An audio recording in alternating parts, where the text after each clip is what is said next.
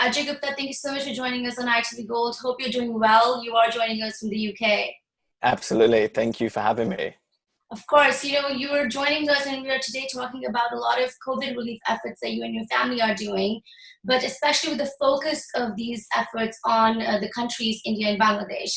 So just starting out this interview with you, I'd just like to ask you, why was it so important to focus on countries such as India and Bangladesh? And, what is the level of disparity that you've noticed there that the need there was for a lot more relief efforts? Yeah, so I mean, India is, obviously that's home for me and my entire family, and I've spent a lot of time in India. And right before COVID, I actually spent 2 months in India, volunteering at different NGOs. So, I love India, and Bangladesh is, a neighboring country, and I've just seen from friends of mine that have visited how much struggle and what kind of stuff they're going through over there, and it's just our way to contribute even more in two countries that really hit home. But mostly we do all of our stuff in India for the most part. Okay, and in terms of, serving the most underserved communities, you guys are working with people that are living in the slums or in very underserved areas. What are the conditions, of these communities there right now, and how massive was the impact of COVID-19 on these communities? Yeah, so I mean, the majority of people that, a lot of the labor workers in India, they work to eat, right? So they work all day just so they have enough money to feed the family, and they do that day by day. So, when I spent a lot of time in India, I saw a lot of poverty. And even during, before COVID-19, there was a lot of families out there that are struggling to even provide one meal a day. One of the schools that I volunteer at, they bring kids from, very, very underprivileged backgrounds, and their parents literally send their kids to school knowing that they're going to get fed, because they don't get fed breakfast or they don't get fed dinner. Right? Some families have 3 or 4 kids, and they have to choose which kid eats on that specific day. Right? Some kids, one kid will eat on a Tuesday, one kid will eat on a Wednesday. That's how dire some of the situations are. So if you add COVID-19 to the list, when Modi all of a sudden decided, we're going to, 4-hour lockdown, nobody can go to work, nobody can go back to their homes. What do you do? Right? When you barely have enough money for food prior to COVID, and then all of a sudden you have no money, people are left to starve. And, the same people that we were helping prior to COVID-19, those are the same people that we're helping again, and hundreds and thousands of more people around India. Let's talk about Rishikesh, where you've done a lot of projects, as well as Rajasthan. We'll get to it in a little bit. What was the need on the ground prior to this pandemic that you were personally working with? And then when the pandemic hit those areas, how much of that need changed? And did you have to shut down your programs and sort of just focus on perhaps just feeding these families and making sure they had food and shelter? Yeah, so prior to COVID-19, I spent a lot of time in Rishikesh, and, we were raising money for the kids' education, and, medicine supplies, and, just general all sorts of stuff that we needed to provide for these kids in the area.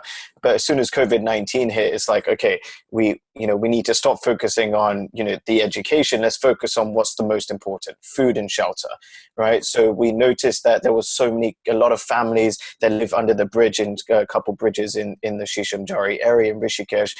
They had no food, no clothes. Some of the kids had no clothes. So what we decided to do is, not only did we provide them fresh meals every single day throughout COVID-19, but for the kids, we gave them, used clothing, shorts and t-shirts. And then we actually built shelters for some of these families under the bridge, because, at the end of the day, if you don't have the basic things, what is the point in life? And we saw it firsthand that these families have literally nothing.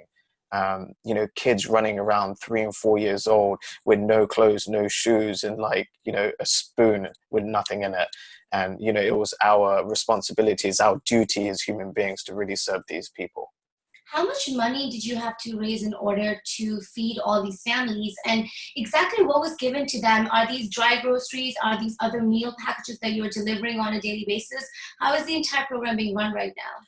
Sure. So we have a couple different programs. We have programs within programs that make fresh food every single day, right? So we distribute fresh meals every single day. We also have another program where we make baskets of food that can feed a family of 4 for 1 month.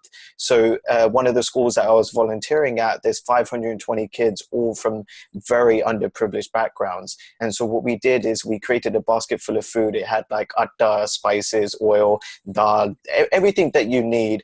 We put all of that in a basket. It can feed a family of 4 for every single student and their entire family for 1 month. So that's what we've been doing.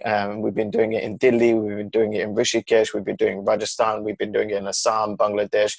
You know, we just want to make as much food as we possibly can so we can distribute as much food as we can as well. How long is this food currently being distributed for? And are you ready in case there is a resurge or a new wave of COVID-19? Are you prepared, or do you need more support from the community members? Of course, we're always looking for more support. Absolutely. I personally don't feel COVID-19 is going to disappear anytime soon. There are going to be families who are going to be suffering for the next, 3 to 6 months in India and all around the world, in my opinion. So we're always looking for more because, every single penny goes directly to the groceries that literally feed these families. We're very transparent. Everything's family run for the most part. We've been raising all our funds within our family, and we're so blessed to have such a beautiful family that's able to do that. But we're always looking for more support and more donors. Absolutely. How much money have you raised so far for this entire program? So totally, I think we probably raised over $65,000. Oh, wow. That's really Yeah. incredible. Let's talk about YBS India, which is in Rajasthan, another project of yours and your family. You've been working really closely with it. How are you combating the economic and healthcare crisis in that particular area? It is pretty badly hit from what we hear in the news. Yeah, absolutely. So YBS is the Youth Buddhist Society. We've worked hand in hand for the last year. They're such beautiful, beautiful individuals, and there are people who literally they're farmers. They live in the villages, and they have an office in Rajasthan. And luckily, all the farmers in their main office area, they all have food. But in Rajasthan, there's so many people that don't. So what we've done is we cook up to 500 meals every single day of fresh food, and we also provide medicine to children, women, and families who need it, because a lot of pharmacies are closed now during the lockdown, and a lot of people need medication. So we just really want to provide that all-in-all facility to help these people who need it.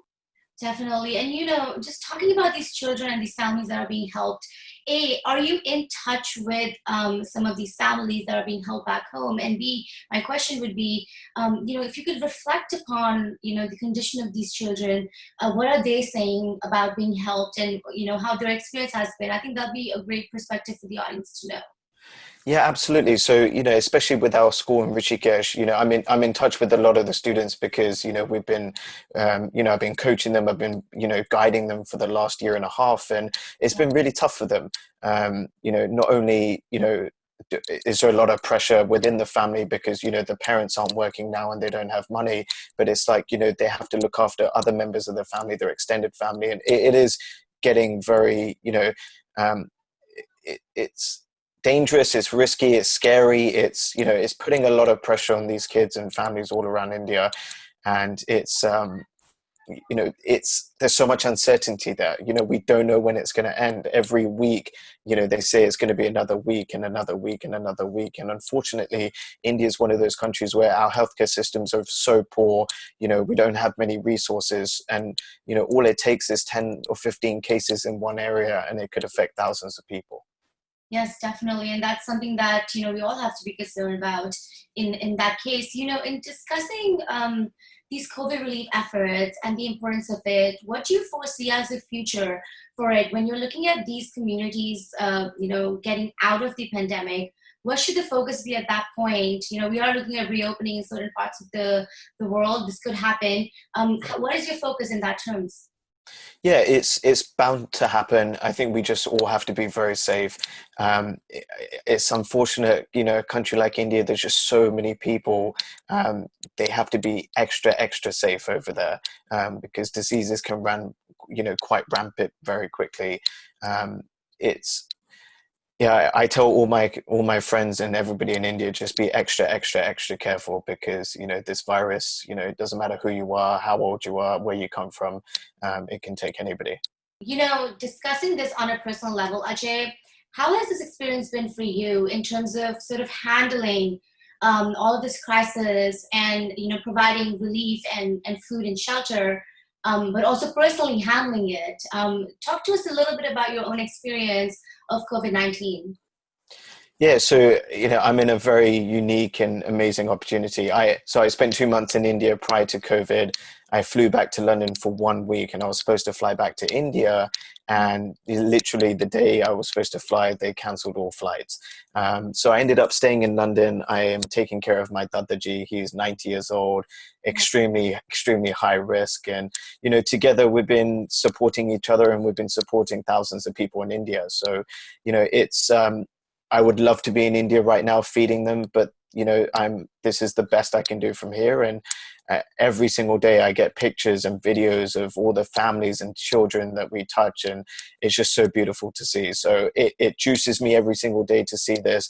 I live for this. My mission and passion is to make a difference in people's lives. And one quote changed my entire life, and that was: the secret to living is giving. And if you can give, especially in times in these times, when even if you don't have a job, or you lost your job, or you have no money coming in, there are people out there who literally have nothing.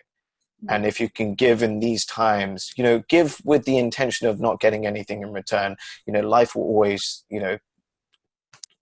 give back to you 100 times. But, there are real people, there are real children, there are real mothers, there are real fathers who have no food, right? Simple as that. So, I challenge every single person that's listening to this: when you eat your dal tonight, when you eat your roti or your chawal, or, if you have dahi, just be grateful for it. And just remember that, there are many people all around the world, not just India, but who may not have that. And, $1 can feed two people.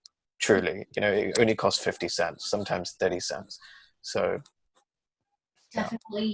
The NRI community is really thriving, Ajay, across, you're right now in the UK, we're here in the United States, but all across, there are so many Indians that are living and, that are residing in these countries, and they want to contribute back.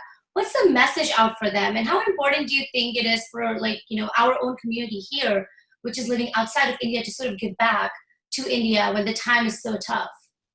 Yeah, absolutely. We're deep down, we're all from India, right? I mean, I live in America, you live in America, some people live in the UK, and it's, we were very fortunate that our parents or grandparents had the guts, had the courage, had that audacity to step up and make that move. And, it's our responsibility, it's our duty to help those families back home.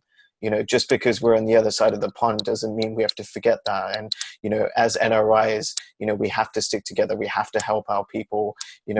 Even within the United States, there are Indians who are struggling within the United States, and it's our duty to help every single human being on this planet. And, especially people back home, it's our duty to do so. What are some of the other organizations that you're working with? And also, if somebody wanted to contribute to these projects that we just discussed, how should they go about it? Sure. So we have a GoFundMe page, and I'll send that link to you. And it's all that money is going to just the COVID-19 relief efforts. We also work with a couple other organizations. One is called Go Dharmic, godharmic.com. We actually just had an awareness call to raise money for them. Their goal is to provide 1 million meals. And as of this morning, they have 334,300 meals that they've delivered all around India: Punjab, Uttarakhand, Gujarat, Assam, Delhi, all around India. So that's another project that we're working with. And Sunday, just recently, 25 pounds, 2,500 rupees were donated to every single person that joined the call. And we raised 19,200 pounds within 45 minutes, which was outstanding. That is pretty outstanding. Well, thank you so much for your time here on ITV Golden, discussing so much of your experience, on COVID-19 relief efforts. One last message to our audience, and perhaps, Sure. message on how we should be handling ourselves during this pandemic and perhaps giving back. Yeah, it's before you help others, you have to help yourself first, right? Look after yourself mentally. We all will get through this, right? It's all a mental game, right? think positively, wake up every single morning, have routines, have systems in place that set you up for success, juice every single day. COVID-19 is affecting those who, the most vulnerable people who are unhealthy and, who have compromised immune systems, right? So it's our duty to stay healthy, be healthy, so we can go out and, help our families and help other people all around the world.